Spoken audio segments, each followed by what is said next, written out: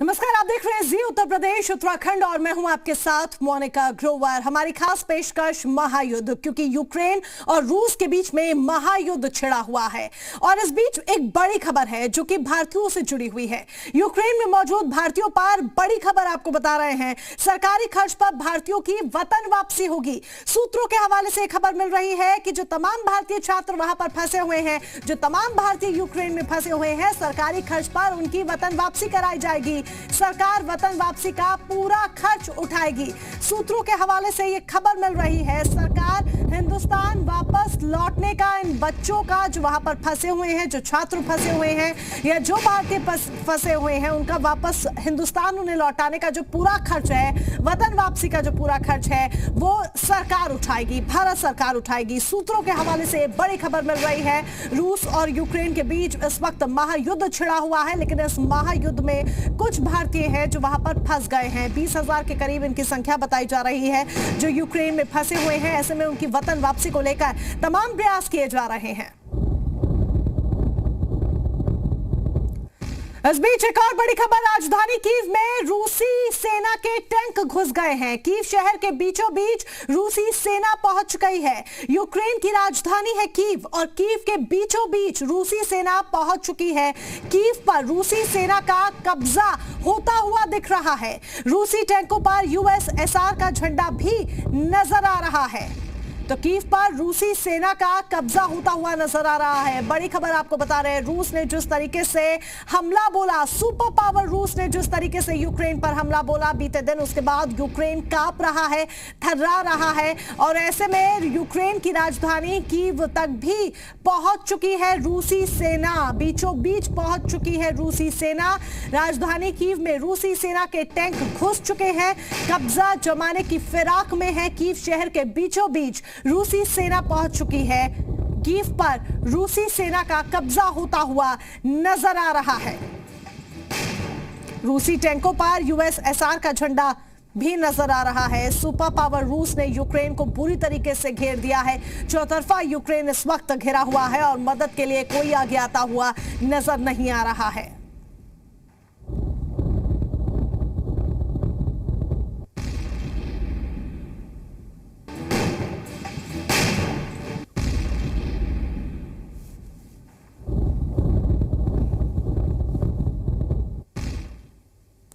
और यूक्रेन में जो तमाम भारतीय फंसे हैं उसमें कई ऐसे छात्र हैं जो वहां पर पढ़ने के लिए गए थे।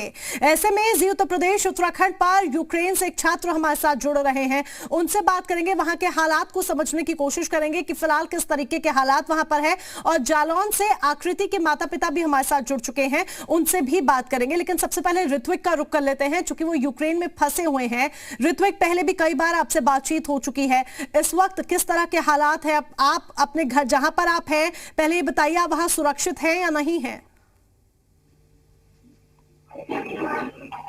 मैम, यहाँ पे अभी जहाँ पे मैं हूँ, मुझे बंकरों में रखा गया है, जो कि एक मेट्रो स्टेशन है। यहाँ पे सुरक्षा की तो गारंटी कब कुछ नहीं है, बस बोला गया है कि कुछ भी होता है आप पहले मेट्रो में जाइएगा या जो भी आपके नजदीकी बंकर होता है। मैं आपको यहाँ का हालात दिखाता हूँ, आप एक बार देखिए यहाँ लोग सब कैसे रहें।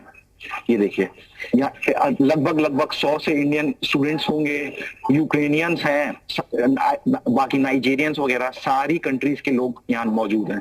और यहाँ पे हम लोगों की सिचुएशन कुछ खास है नहीं। हमें एम्बेसी बोलती है कि आपको एम्बेसी बोल रही है कि आपको ईस्टर्न यूक्रेन की तरफ शिफ्ट किया जाएगा, जहां से इवैक्यूएट करना है। लेकिन ये हम लोग जहाँ पे हैं वो एकदम रशिया बॉर्डर लगता है। रशिया बॉर्डर लगने की वजह से हमें ये नहीं बताया गया कि कहाँ से हम लोग वहां तक कैसे पहुंचे, क्योंकि उसका सफर ही करीब 20 से 24 घंटे के आसपास का सफर है, जहां से हमें नहीं बोला गया है कि हम कैसे जाएं। यहाँ पे आप देख सकते हैं, यहाँ पे कई सारे अपने इंडियन स्टूडेंट्स हैं। जी ऋत्विक, और तस्वीरें दिखाइए वहां की, अगर कनेक्शन प्रॉपर्ली आपको मेरी आवाज पहुंच पा रही है। सुन पा रहे ऋत्विक?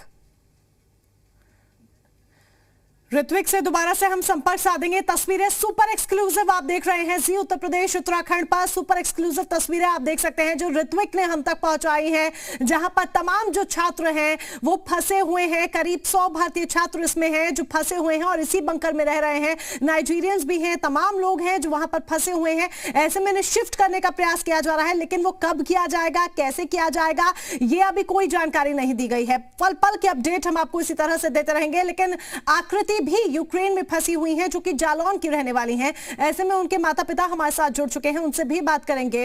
आपकी बच्ची से कोई बातचीत हुई है? आकृति से कोई संपर्क हुआ हो, कोई बातचीत हुई हो? कहां है वो, किस हालात में है?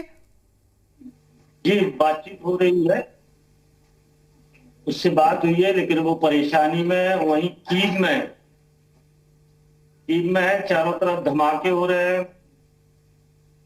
बच्ची जो है बहुत ज्यादा सहमी हुई है। सारे बच्चे जो इंडिया के हैं वो वहां बहुत परेशान।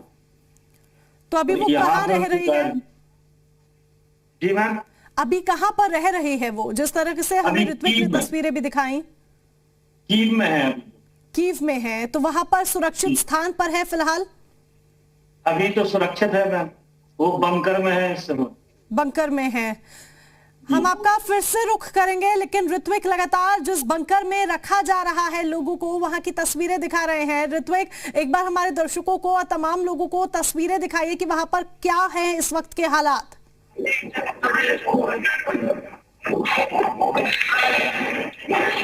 मैम, जैसा कि आप सब देख सकते हैं मैम, सब लोग यहाँ पे इंडियन ही नहीं, बाकी पूरे लोकल जितने भी सिटीजन हैं सबको अलार्म बजता है यहाँ पे।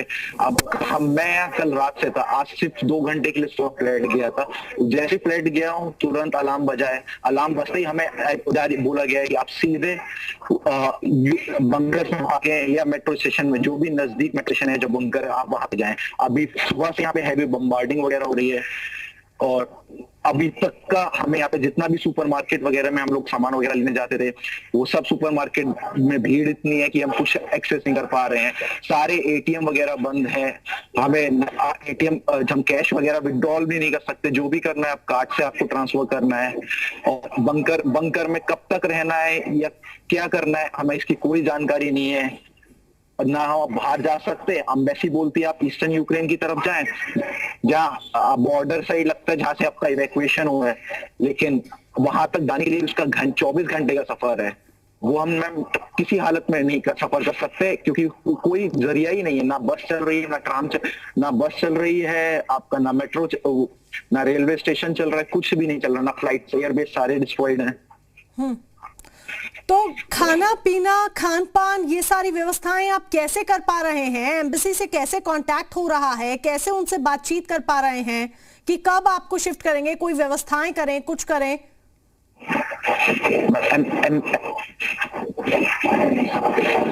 मैम, जितने भी जिस साइड इवैक्यूएशन हो रहा है, वहां के लोग जितने भी इंडियंस हैं उन सबको एक्सेस मिल रहा है, वो लोग सब इवैक्यूएट हो रहे हैं। लेकिन हमारा एकदम रशिया से, जो कि मात्र 38 किलोमीटर से 40 किलोमीटर या 50 किलोमीटर रशिया बॉर्डर है, यहाँ से खार्किव कैसे जाया जाए इसकी कोई भी जानकारी नहीं है। मैम, एम्बेसी बोल रही है आप जैसे भी हो, आप जहाँ पे भी हो, आप वहां रखो। अगर आप हॉस्टल में, आप हॉस्टल में, अपार्टमेंट में, जैसा भी आपको नोटिस मिलता है, सायरन सुनता है, आप नजदीकी ग्राउंड फ्लोर पे जाएं या फिर आप बंकर्स वगैरह में जाएं।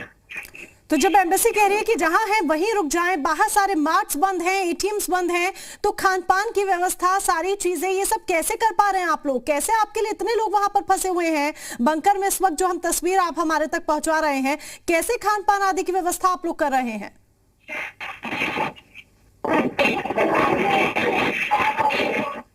हम लोग सुपरमार्केट में लगते हैं। अगर जैसे जब बंकर से निकलते हैं तो हम सुपरमार्केट वगैरह जाते हैं, लाइन में लगते हैं, भीड़ काफी है। हम एक एक करके एंट्री मिलती है, उससे हम कुछ सामान वगैरह लेते हैं जिससे हम खान पान अपना कर सके। पानी का कैंपर हम लोगों ने सब लोग यहाँ पे जितने अपना सामान वगैरह सब लेके आए हैं। ये बेड शीट वगैरह, कंबल वगैरह, खाने वाने का भी दिक्कत तो है मैम, अवेलेबिलिटी कम है, लेकिन सप्लाई भी नहीं है और अवेलेबिलिटी भी कम है, तो टाइम लग रहा है, भीड़ लग रही है।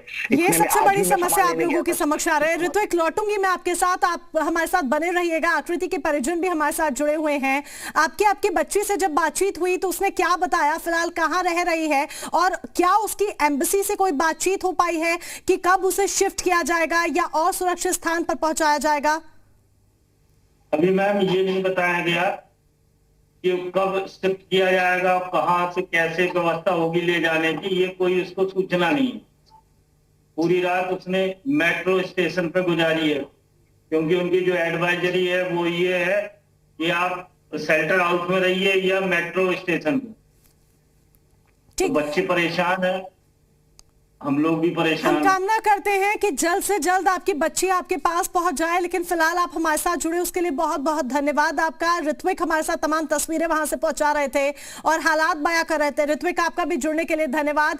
उम्मीद करते हैं कि आप सुरक्षित रहें और जल्द से जल्द अपने घर वापस लौट आए, और इसके लिए सरकार की तरफ से जो तमाम प्रयास है वो तमाम प्रयास किए भी जा रहे हैं। हेल्पलाइन नंबर्स जारी कर दिए गए हैं और सरकार हर मुमकिन प्रयास कर रही है ताकि इन लोगों की वतन वापसी कराई जा सके। और अब